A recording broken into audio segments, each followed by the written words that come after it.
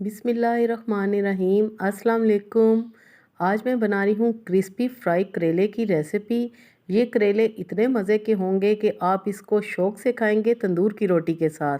और ये sugar patient वाले भी बहुत शौक़ से खाएंगे, क्योंकि अक्सर उन्हीं को कहा जाता है कि करेला खाएं और करेला उन्हें बिल्कुल भी पसंद नहीं होता। लेकिन अगर आप इस तरीके के साथ करेले की सब्ज़ी बनाएंगे तो यकीन कीजिए उनके लिए बहुत ज़्यादा फ़ायदेमंद होंगे। तो सबसे पहले आपने करेले को इस तरह छील लेना है। करेले का आपने छिलका ज़रूर उतारना है, क्योंकि हम इनको फ्राई करेंगे।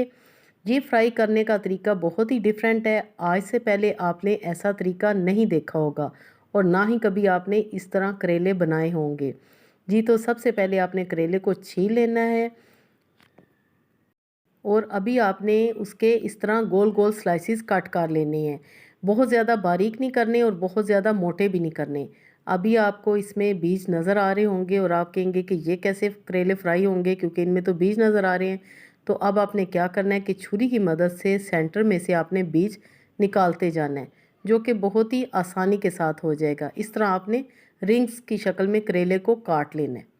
उम्मीद है आपको ये तरीका समझ में आ गया होगा। अब आपने क्या करना है कि करेलों पे हल्का सा नमक लगा के इनको अच्छी तरह आपने मल लेना है, जैसे कि मैं मल रही हूँ। और इनको 10 मिनट तक आपने छोड़ देना है, ताकि करेले की जो कड़वाहट है वो इसमें से निकल जाए। अब हम इनको अच्छी तरह वॉश कर लेंगे और वॉश करने के बाद मैं इसमें डालूँगी सफ़ेद ज़ीरा थोड़ा सा और साबुत धनिया भी थोड़ा सा, 1/4 टीस्पून के जितना। हाफ़ टी स्पून हम डाल देंगे कुटी हुई लाल मिर्चें भी और हाफ़ टी स्पून नमक। नमक आपने ज़्यादा ऐड नहीं करना। थोड़ा सा डाल देंगे हल्दी पाउडर और अब मैं इसमें डालूँगी chaat masala half tea spoon. अच्छी तरह आपने ये मसाला लगा देना है करेलों पे इस तरह। मैं इस वक्त थोड़ी क्वांटिटी में करेले बना रही हूँ और अब मैं इसमें शामिल करूँगी 1 टेबलस्पून बेसन। आप जितने चाहें करेले इस तरह बना सकते हैं। यकीन कीजिए जब ये मैंने फ्राई करेले बनाए तो मैं तो इसको वैसे ही खाने लग गई, क्योंकि ये इतने मज़े के थे कि बहुत ही मज़ा आ रहा था। तो अब हम डालेंगे थोड़ा सा ऑयल, तकरीबन 1 टेबलस्पून के जितना, और पैन में हम इसको इस तरह डालते जाएंगे। अमूमन ऐसा होता है कि हम एक ही तरह के करेले बनाते हैं, कभी भरवा करेले, कभी कीमा करेले, कभी करेले आलू, मतलब सालन की शक्ल में हम बनाते हैं। कभी भी हमने करेले इस तरह नहीं बनाए।